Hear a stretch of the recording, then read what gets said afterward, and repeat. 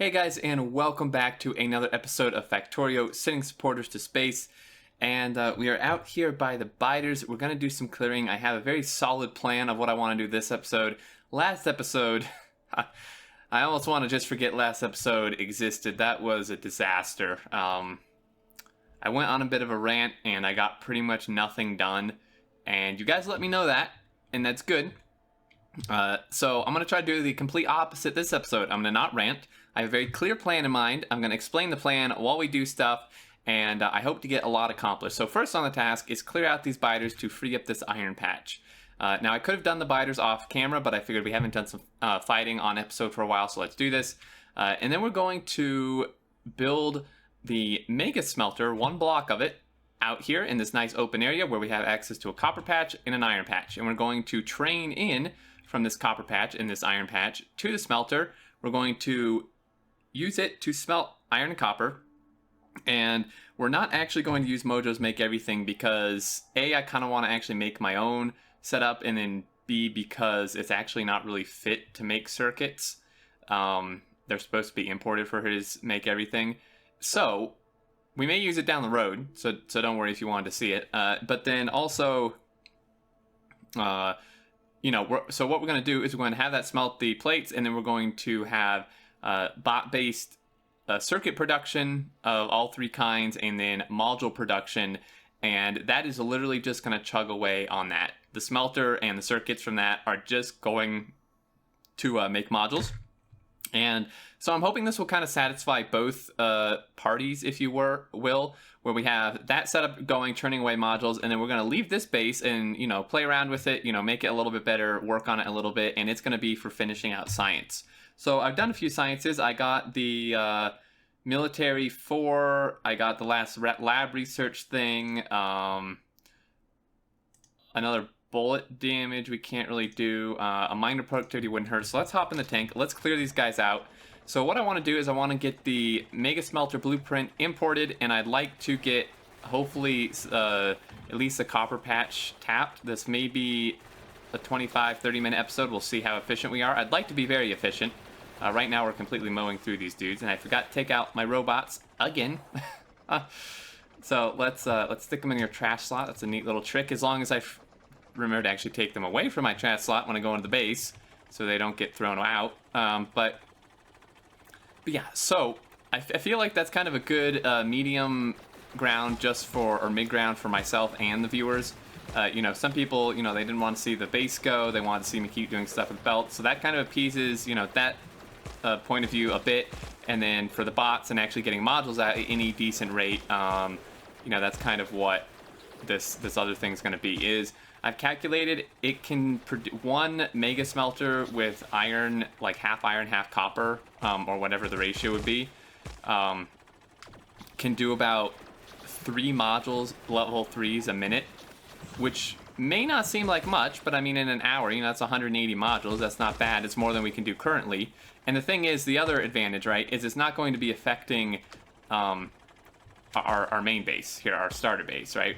Like when we do, the problem right now, I guess I need some poison or something for this. I'm gonna have to come out here with some poison. That's okay. The problem we face now is that, when we turn on modules in our base, is it pretty much makes it so we can't do anything else because it just eats all the resources. And some people did have some good suggestions in regards to, like, upgrading the green circuits and stuff, and then just like red or blue belting straight to the other circuits and not having to do the whole bus like I ranted about last episode, which is a very good point. But I think I'm just gonna go with the solution I've come up with. It kind of just, I think it's a nice middle ground. So we cleared these guys out. They're enough out of the way. Maybe we may hit this other base over here. I don't want to spend too much time killing stuff, but we ain't done much combat on camera, and we're rocking the rocket fuel. This thing, you can see, I mean, you can probably tell this thing's moving way faster. These bullets absolutely rip through the guys now. I got that one bullet speed, and it looks like research stopped, or really slow. Are we like out of power or materials? I don't know.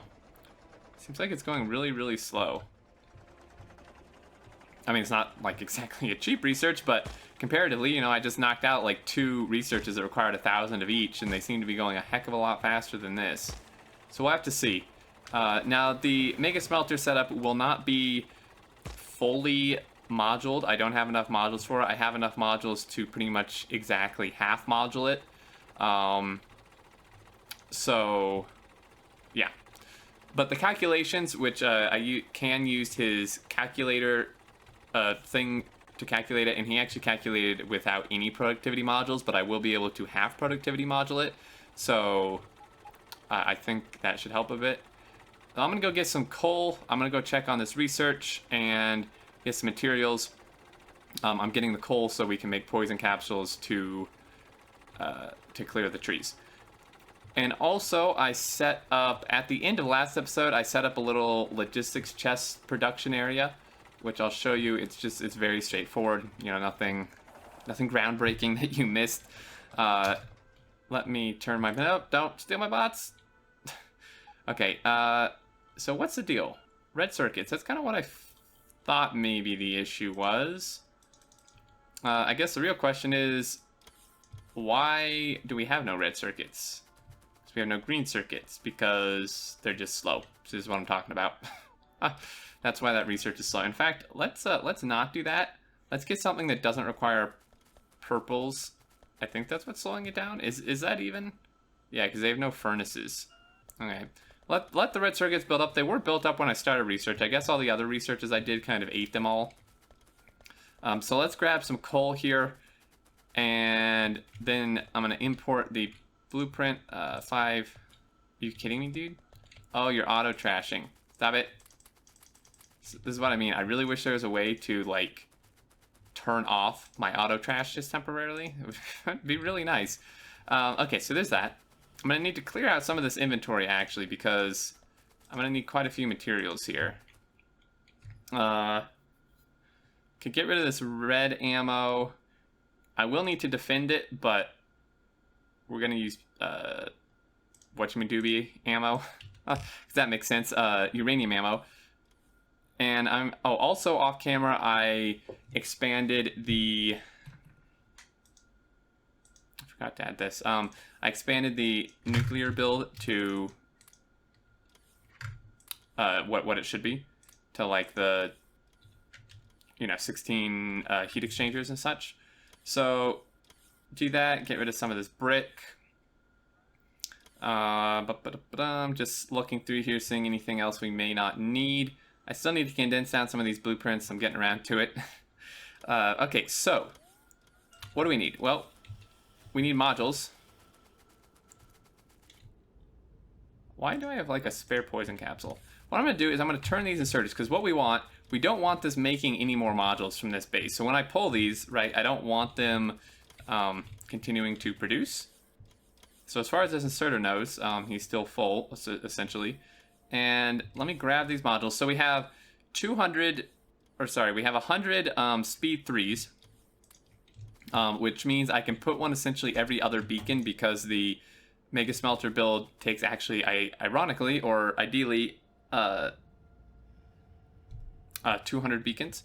And then we also have 130 speed module, or productivity modules, because the thing has like 128 furnaces, I think, so it's a little bit overkill, but that means we can put 1 productivity in each furnace, and then the speed like every other beacon. And you may be thinking, why don't you just put a productivity and a speed in the furnace? Because I think still, I'll have to see how it actually turns out, but I think putting a speed module in every other beacon is still going to give more speed bonus than just putting a speed module in each furnace. But we'll see. So here's my logistics chest setup. Just very simple. We have steel chest production here, and he just outputs onto this belt, which is then grabbed by these because they require steel chests. I put it here because we already had green and red circuits. They insert long-handed and normal, and then output in these chests. He's set to 100 of each.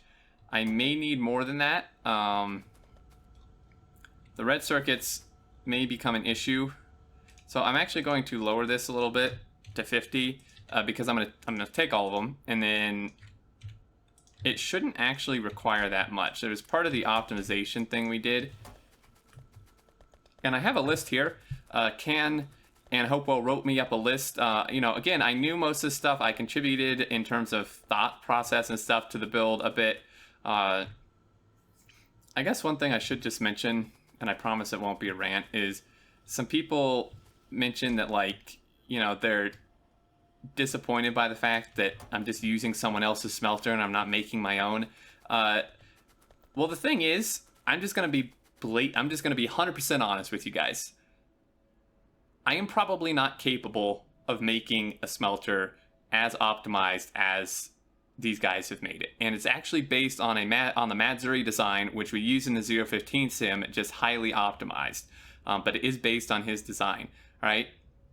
So I'm just gonna be straight up with you. You know, I think I'm fairly good at the game, but I don't think I'm capable of making a smelter down to this level of optimization. You'll see what I mean. Like, you'll see what I mean. The level of optimization with the game, you know, performance optimization that went into this is actually pretty ridiculous.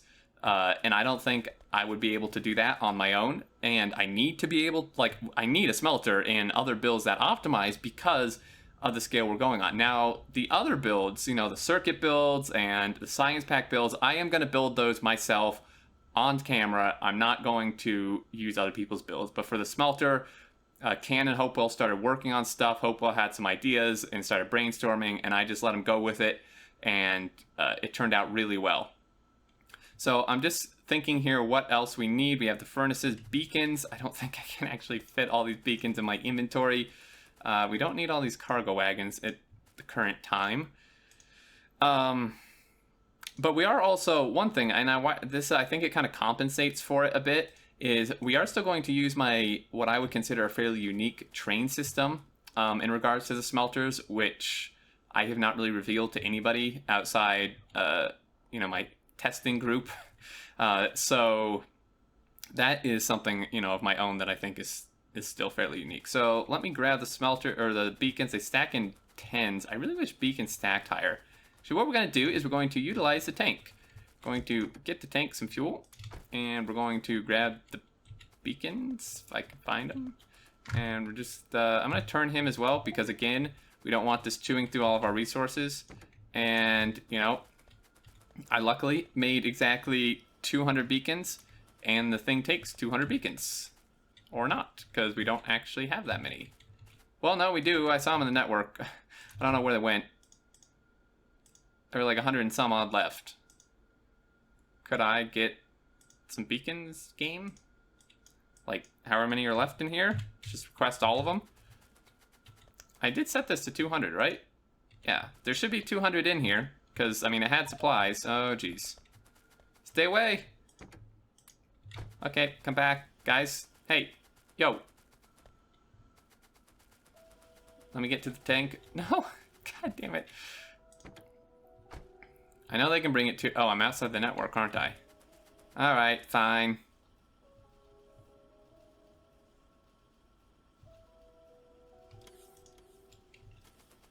Is that all of them? Maybe. Okay. And then lastly, I think we will need power poles. We have a ton of those. Stack inserters. That's the other thing we'll need a lot of. I did bump this up to 200. I'm going to grab 100 and see how many we need. So we're going to drive down there. Already being attacked somewhere. Actually not really sure where that came from. So we're going to drive down there. I'm going to import the build. And then I'm going to go over with you guys. Sorry if my voice got louder. I had to lean forward to turn on my other monitor. I'm going to go over the list with you guys and try not to run over my rail blueprints of all the things that we did to this build to essentially optimize it for performance. And again, I do want to reiterate that this is inspired and based off of the Mazzuri design we use in 0.15 sim.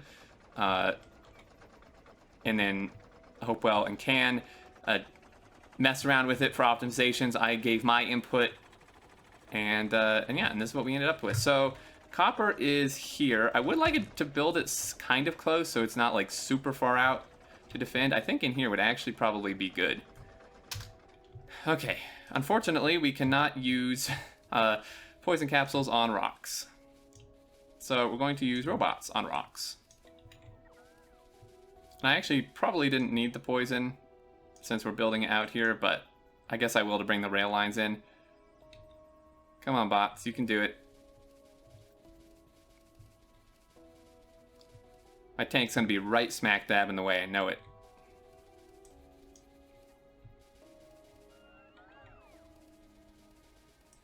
So yeah, the reason that we're not bringing like trains from the rest of our base is because I want this to be separate and not depend on the main starter base resources to work. Is I want it to just be able to grind away on modules. Like that's literally all this is going to be, because we need the modules, right? The other base can kind of churn out the beacons, which I will turn back on in the furnaces slowly, but the modules just absolutely tear through our resources. So I have the blueprint string. And I will not be sharing this yet. I would like to keep this kind of I don't want this being publicly available at the moment, at least until it's tested and I've gotten to use it a bit. So we're going to import it.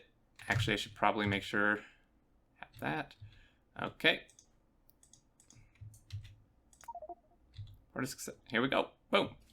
All right. So this is one. I guess section, or well, it's not a section, it is a complete smelter. It's one module of it. I'm just moving my tank here. One module of it. Just to give you an idea, just for the iron plate, not counting what you need for steel, okay? Not counting what you need for steel. So just the iron plate, not counting steel, copper plate, and the stone.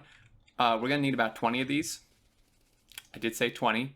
And then we're going to need probably 5 or 6 separate different builds for steel, which are going to be a slightly different design. Now this has the trains coming in both ends, which should be somewhat interesting. I'm going to have to retrofit this, is what I'm going to have to do. Because I'm going to be doing this like half iron, half copper. I'm going to have to retrofit the track and such, but I'm going to import it as is so I can explain it. And then I'll have to play around with it. So I'm going to do this, and I don't have roboports. That's the one thing we're going to be missing. So I will have to set those up. We probably won't get it fully complete. We should actually get it pretty much complete except the roboports, and the rest of it's the important part in terms of explaining how it works, not necessarily in terms of function, because it doesn't work too good without the roboports. So I'm going to stand somewhere. Whoops. Yeah, that was actually probably important. That was actually really important. Where'd it go? Crap. Okay, let's see what are the chances I can line this up. Okay, so let me pull up the list here that they've given me. Alright. And this is just as a reminder, as I said, I did have a hand in this. Let's look. I'm trying to scroll up here. Are my bots like out of range? Do I not? Oh, yeah, the beacons are in the tank. Whoopsie. Okay. So first off, yeah, as I said, this was inspired by the Zuri design that we used in the 0.15 sim map. It is, however, slightly modified. Now, I shouldn't have had my bots on for this because I'm going to have to manually remove productivity modules because they put them in every damn furnace, which is not what I wanted. Or they put 2 in every furnace, so that's going to be something I do off camera because I'm going to have to manually go in and remove half of them. That was my bad. Same with the beacons, for that matter. Let me stick some of these in the tank so that they don't yoink all the rest of them. Okay, so this is set up for a 310-3 ore input train and a 363 plate output train. And the reasoning for this is that it actually, when you take into account productivity, the full productivity, 2 modules in each, it actually literally works out perfectly in terms of fitting in the trains. So each cargo wagon holds 2,000 ore, right? And a 310-3 means that that holds 20,000 ore. Okay, so a 310-3 coming in here holds 20,000 ore. Okay, now we get 20% productivity, right? So I theoretically just multiply this by 1.2 because we get 20% productivity. Now, what you need to remember is that plate stacks twice as high as ore. Ore stacks in 50s, plate stacks in 100, which means that a cargo wagon of plate can actually hold 4,000 plate. And a 363, 6 times 4 is 24, or what, 24, but 6 times, 4,000 is 24,000, right? So a plate train can hold 24,000 plate. And when you're importing 20,000 ore and you multiply it by the productivity, you get exactly 24,000 plate. So it's a perfect conversion in terms of how much you get. Let's see what we're missing. Tons of modules, of course. Inserters, of course. And beacons, which I need to grab the rest of. I'm just making some power poles. So that's the first thing. The other thing is that once we actually make this, like in its final form, we're going to be using shunts and a row system, roll on, roll off. And here's the reason. Now, first off, this is not loops. Using shunts makes it not a loop. And the advantage to using shunts is kind of twofold. First off, you get trains in quicker. Because what this does is that your train pulls in here. So let's just make a couple stations just so we know where they are. A train pulls in here, and instead of pulling back out, now the train is still two-headed, okay, that is important. The train is still engines on both sides, but it pulls in here, and instead of pulling back out, it can pull straight forward as if it were a loop, which means that another train can get in here sooner because it's not waiting for this guy to pull all the way out again, right? So he comes in, and a shunt would make the rail curve around this way, and the shunt would be like right across here. So the train pulls out into here and then leaves, and this makes it not a loop.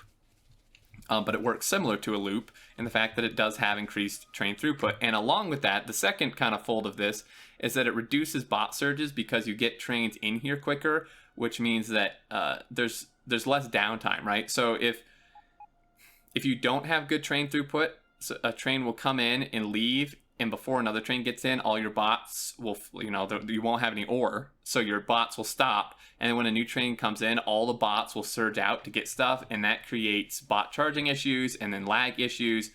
So higher train throughput in and out of here will increase, train throughput, and then also with that, less bot surges. So there's that point. This also uses less inserters, and you'll notice this is done with Hopewell and Can have done a very good thing here with these kind of weaving of inserters, and you'll notice this actually only has 3 export inserters or 3 input inserters per wagon, and you're probably thinking that's not enough, but less inserters means less lag. Now on this, like with just one of these, it doesn't really matter, but when you start building 20 of these, and I'm going to go back and get some materials while I explain the inserter thing because I don't need to be there. When you're building like 20 of those, it really adds up, right? Having less of them reduces lag because inserters, according to our seeding, are actually fairly high up there in terms of how much performance they use. I think they come after like bots in terms of that. And the build was sized specifically to the speed of 3 stack inserters per wagon, which is 80-ish%. 80-ish train is unloading requirement. Yeah, so it was the smelter was sized to that, so it's not going to be lacking input or output because it was built on that concept. And what did we need? We needed more stack inserters, I believe.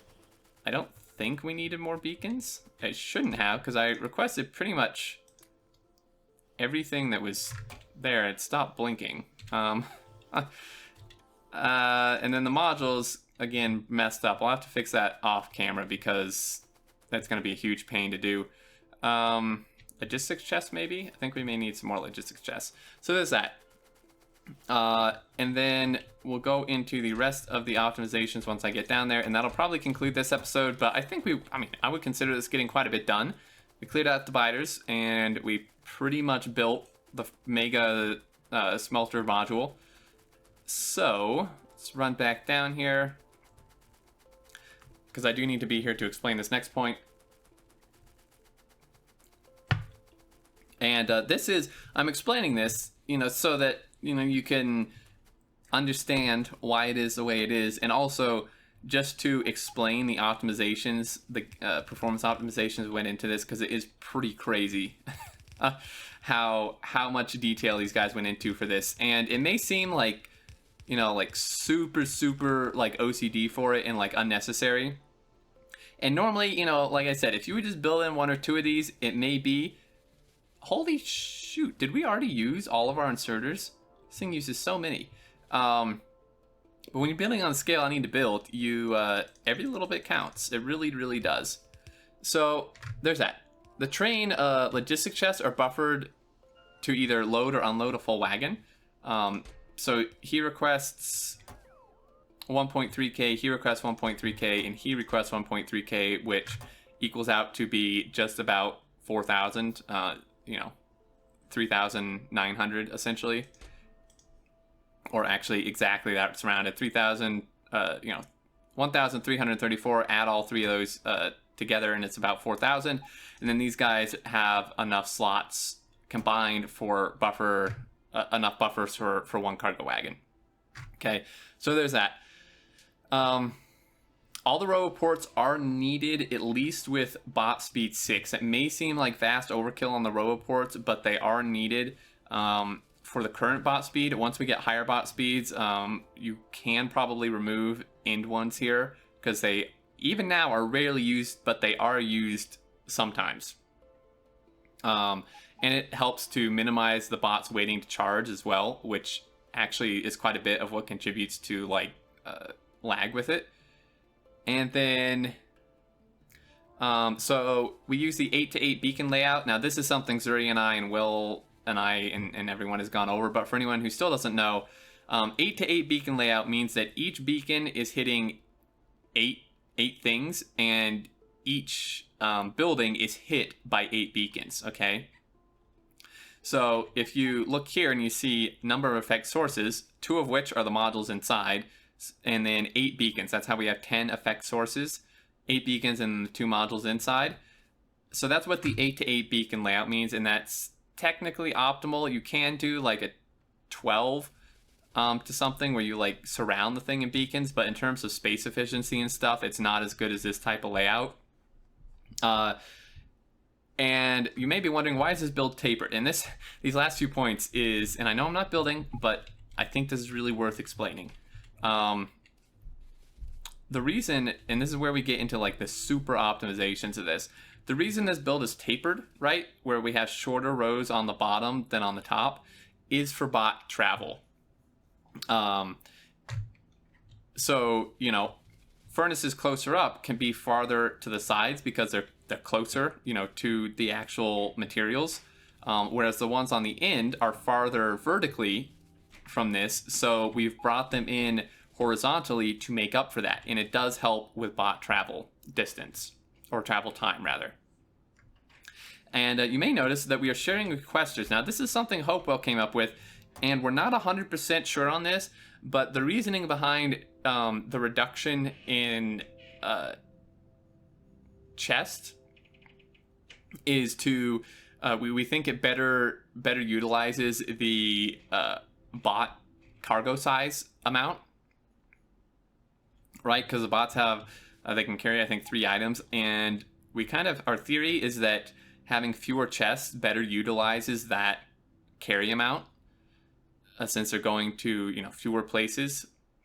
And then the furnace requests enough for roughly 1 minute of crafting. So if we look here, 322 iron ore, that is about 3 minutes worth of crafting, or 3 minutes, 1 minute worth of crafting, right? So it has enough buffer essentially for 1 minute worth of crafting times 2, because we have 2 furnaces.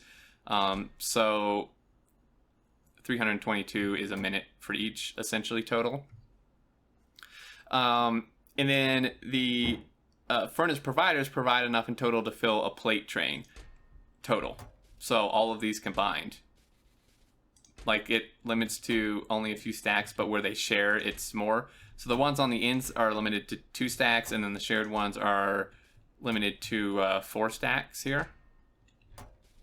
And there you go. So this is the level of optimization we've gone to, down to the very placement of the furnaces and the sharing of chests and the reduced inserters, and it pays off. It really does, because this build, with only bot speed 6, which we do have, only uses on average 590 robots, which may seem like a lot, but considering that this build fully beaconed and moduled can do about almost 25,000 plate a minute. 590 bots for that I don't think is bad at all, and there's hardly any charging issues, if any. And then as you get more bot speed, it actually significantly reduces. I did a test, and at bot speed 10, it was only using about like 430-ish on average bots, which is like almost, I mean, that's so minuscule when you consider how much it smelts. And that really makes a difference, right? Because less bots means less performance hit. So I'm gonna grab more inserters. I really didn't expect this. How many inserters does this take? I could have looked here. It takes 300 inserters. Wow. Gonna need to make some RoboPorts too. So I'm gonna run these back down. I think that's gonna conclude this episode, guys. I hope you enjoyed. We got this thing mostly built off camera. I'm going to set up some RoboPort production probably, and then explain it, because it's not going to be a very creative build. In fact, I may just make it bot base in the main base. And we do need these RoboPorts. I'd like them to be ready for next episode so we can finish this. I'm going to set up the miners on the copper and the iron and bring the trains in. And probably on camera we may rework the rails and stuff, because we're going to have to. Because if I'm doing this half iron, half copper, I kind of need to change up the rails quite a bit. Like I said, this one is going to be changed once we actually build like the full setups of it. It is going to be this build. But there you go. So there's the Mega Smelter. It's finally revealed. That's what we're going to use for the plate smelting and the brick smelting, and then the steel smelting we're going to use a different design that is very similar, but will actually utilize direct insertion, meaning that we bring in iron ore and it inserts directly to make iron plate and then steel. So pretty much all we need for this is the modules, which again I'm gonna have to redistribute. Geez, that's gonna be fun. In fact, yeah, that's gonna be like insanely hard actually, because I can't see a damn thing. Yeah, okay. So I'm gonna have to redistribute these modules and such to put one in each furnace productivity instead of 2 in some, and then a speed module like every other beacon. But yeah, there you go. As always, guys, thank you so much for watching. I do hope you enjoyed. I would love to hear your thoughts down in the comments. If you think there's further optimizations we can do, definitely open to that. And hopefully this episode was better than last in terms of getting stuff done. Next episode, we should hopefully have this thing running, since I will do a lot of preparation beforehand. But if you did enjoy, feel free to leave a like. And until next time, I look forward to seeing you all, and do take care.